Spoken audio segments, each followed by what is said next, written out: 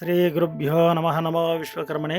కుంభమేళాలో స్నానం చేసే ప్రతి ఒక్కరూ ఈ ఒక్క చిన్న శ్లోకాన్ని చెప్పి స్నానం చేయండి. దోషత్రయం పరిహారం అవుతుంది. ఆ దోషత్రయం అనేది ఏమి అనేది నేను వివరణగా మీకు ఇప్పుడు చెప్తాను.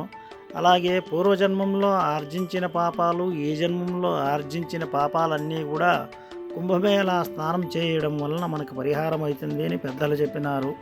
ఆ దోషత్రయము అనేది ఏమి అనేది ఇప్పుడు నేను వివరణగా చెప్తాను.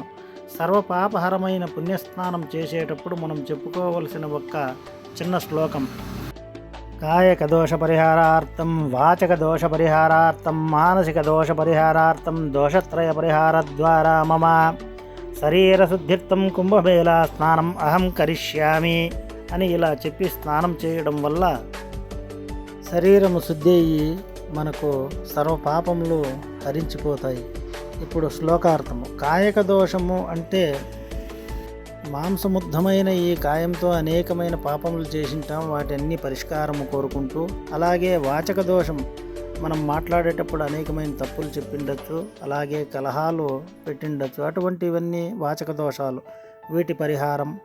మానసిక దోషం, మానసిక దోష పరిహారం అంటే మనసులో ఏదైనా చెడు ఆలోచనలు, దైవ దూషణలు ఇటువంటివన్నీ మనసులో చేసిండే వీటన్ని యొక్క మనసులో చేసిన దోషములన్నీ పరిహారం కావాలని ఇక్కడ మనము దోషత్రయ పరిహారం కోరుకుంటూ మనము పుణ్య నదీ స్నానము యొక్క కుంభమేళాలో మనము స్నానం చేయాలి.